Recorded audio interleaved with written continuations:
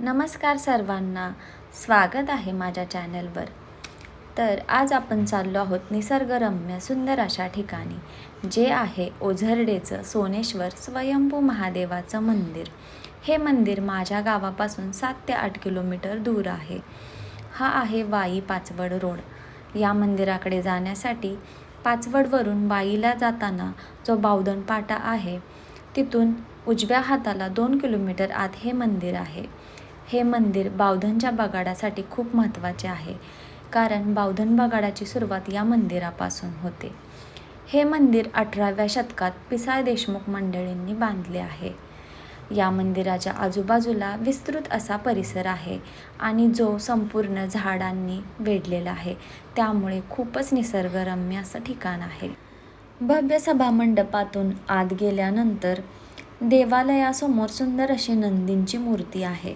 उजव्या बाजूला मारुती आहेत आणि डाव्या बाजूला गणपतीची मूर्ती आहे. हे जागृत स्वयंभू महादेवाचे पुरातन हेमाडपंथी मंदिर आहे. प्रत्येक सोमवारी येथे संध्याकाळी रुद्राभिषेक व महाप्रसादाचे आयोजन असते. श्रावण महिना महाशिवरात्रीला तर भाविकांची खूप गर्दी असते. हे मंदिर कृष्णा नदीच्या काठावर वसलेलं आहे. नवनाथांपैकी मच्छिंद्रनाथांनी या कृष्णा नदीत सोन्याची वीट टाकली, त्यामुळे याला सोनेश्वर असे नाव पडलेलं आहे. हे दगडी बांधकाम दिसत आहे. या ठिकाणी काही ऋषींनी जिवंत समाधी घेतली असल्याचे सांगितले जाते, असा याचा इतिहास आहे. आता आपण या पुलाच्या खालच्या बाजूला काही मंदिरं आहेत त्याची माहिती घेऊया. हा समोर वैरारगड दिसत आहे, याच्या पायथ्यालाच आमचे गाव आहे.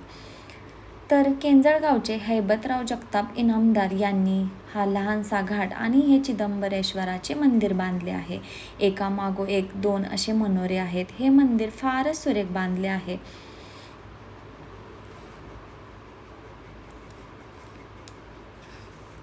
या कृष्णा नदीच्या डोहातील पाणी कधीच आटत नाही आणि त्याचा तळही सापडला नाही. येथे छावा मूव्हीचे शूटिंग झाले आहे. तर हे सर्व पाहून आम्ही पुन्हा घरी निघालो आणि जाता जाता बावधन फाट्यावर थांबून वडापाव खाल्ला नाही असं कधी होणारच नाही. तर हे निसर्गरम्य ठिकाणी वडापाव खाण्याची मज्जाच वेगळी आहे. या बावधन फाट्यावरील आंब्याच्या झाडाचा व्हिडिओ टाकला आहे. त्या व्हिडिओला इंस्टाग्रामवर मिलियनमध्ये व्ह्यूज दिल्याबद्दल तुमच्या सर्वांचे खूप धन्यवाद. तर अशा प्रकारे निसर्गरम्य ठिकाणी वडापाव खाऊन आम्ही या प्रवासाची सांगता केली. तर व्हिडिओ आवडला असेल तर धन्यवाद.